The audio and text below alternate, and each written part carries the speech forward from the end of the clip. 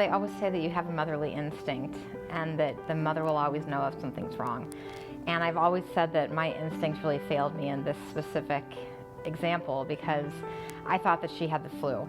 We took her to the pediatrician. They said everything's fine. 24 hours went by and she wouldn't stop vomiting. The next morning, we did an MRI. This doctor walks in and says, "I'm so sorry to meet under these circumstances. We found an abnormality in her brain. There's a transport team on their way from Children's Hospital to take her down to St. Louis Children's Hospital." And they said, "We can't help you here. You have to go with them."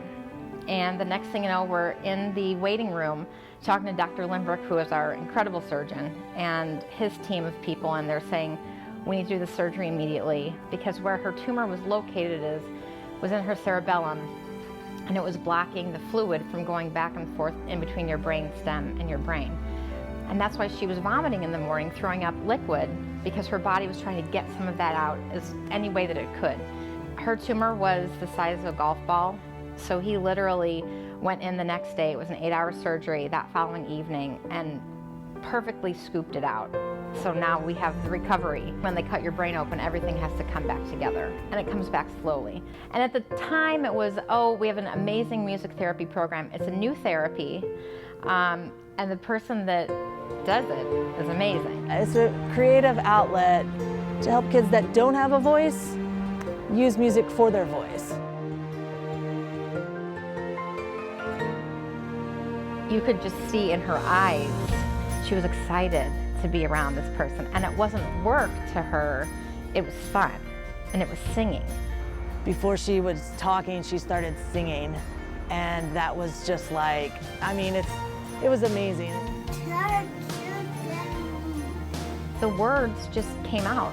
It's like she went from 0 to 100 in that short time span, and it was maybe a week. I feel grateful and honored that I have a small role in helping these kids become kids again.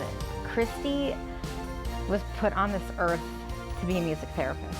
I don't think she chose to go into this field. I think it chose her, because I've never met anyone in my entire life that has as much passion as she does. The best part about being a music therapist is seeing the kids smile, seeing them be kids.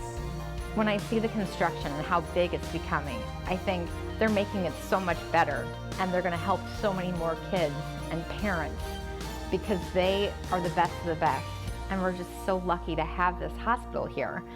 Thank you, Children's Hospital. Keep up the great work. Become a guardian of childhood. Donate to St. Louis Children's Hospital.